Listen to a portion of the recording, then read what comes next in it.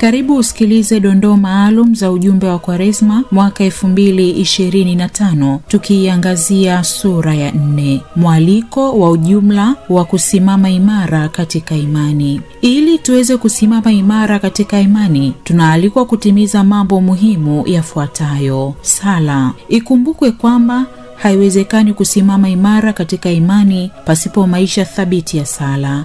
Sala ni wajibu wa lazima siku zote, kwa sababu kwa njia ya sala tunamtegemea Mwenyezi Mungu katika maisha yetu yote. Kusali ni wajibu unaotakiwa katika dini zote zenye ukweli kimungu. Kwetu sisi wa Kristo, kusali ni mapokeo ya tangu Agano la Kale. Katika Agano la Kale, Kristo alikuja kukamilisha jadi hiyo kwa yeye mwenyewe kusali mara kwa mara.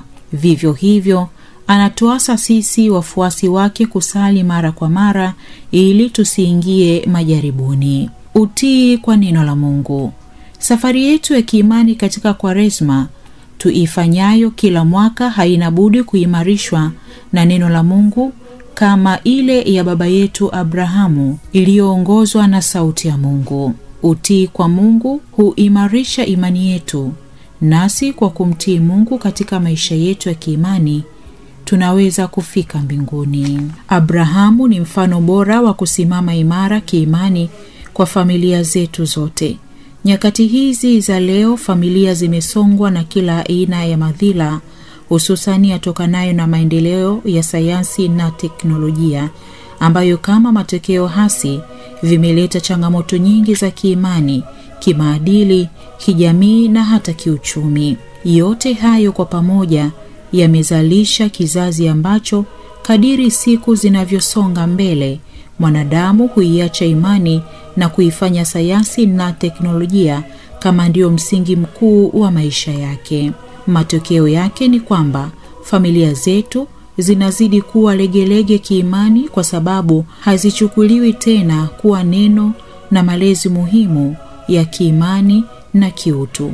Malezi ya familia yamebinafsishwa katika tendo la kuamini kwamba kila mtu katika familia ana wajibu wa kujilea mwenyewe bila ya msaada wa mwingine kati ya wale wanaounda familia. Katika mazingira ya namna hii, dhana nzima ya familia inapotea na familia inapoteza fursa ya kuwa shule ya imani, ambamo wazazi na watoto wangetarajiwa kuwa imara katika imani na utu wema. Ni kwa sababu hiyo waraka huu unatuhimiza sote katika familia zetu kuishi imani yetu licha ya changamoto ziletwazo kwetu na maendeleo ya sayansi na teknolojia. Familia zinaalikwa kuzingatia kusimama imara katika imani, kwa sababu imani ni nguzo ya maisha ya mtu hapa duniani, kwani imani inamwezesha mtu kuyapokea magumu na majaribu ya maisha kwa ujasiri na saburi. Simameni imara katika imani.